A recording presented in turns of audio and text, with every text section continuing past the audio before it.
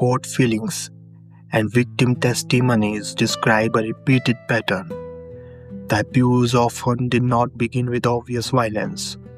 Many victims reported being offered money under the excuse of messages or simple work. This is a known grooming tactic. A predator creates a situation that feels confusing rather than immediately criminal, especially for a teenager. And as boundaries are crossed gradually, the victim becomes trapped in confusion.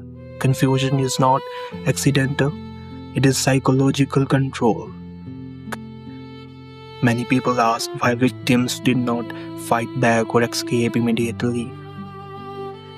But trauma psychology documents a common reaction called the freeze response, where the body becomes still during extreme stress. Victims may become numb, silent, and unable to react.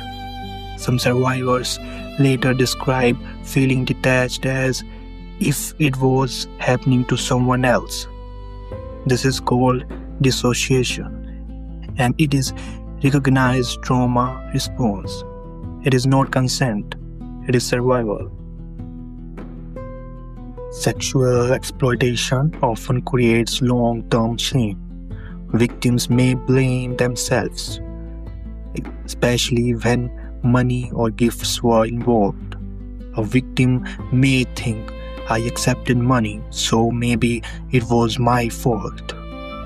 But a minor cannot legally consent to exploitation. Predators rely on shame because shame isolates the victim and prevents them from speaking out.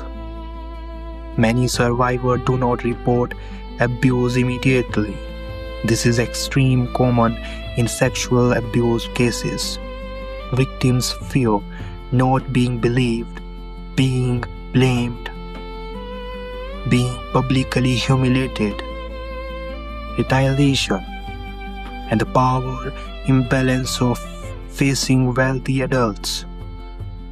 For a teenager, speaking against a powerful person can feel impossible.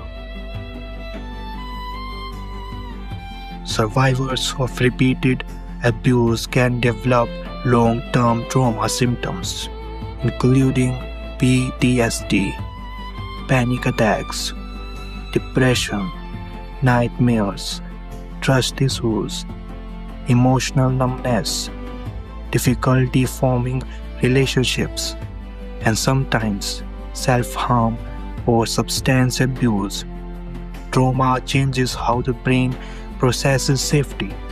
Even years later, many survivors describe being physically safe but mentally stuck in fear. The term Epstein files does not refer to one single secret government files. It refers to multiple sources that become public through legal processes, including federal indictment records, court filings from civil lawsuits, sworn depositions, victim statements, and unsealed court documents. Many details became public only because courts later allowed certain documents to be unsealed. In 2019, Epstein was arrested and charged federally in the United States. The federal charges accused him of sex trafficking, including allegations involving minors. In August 2019, Epstein was found dead in his jail cell while awaiting trial. Later, legal focus continued on his close associate, Ghislaine Maxwell. In December 2021, Maxwell was convicted in federal court for her role in recruiting and grooming minors for Epstein. This conviction is one of the strongest legal confirmations that recruitment and the exploitation of minors occurred.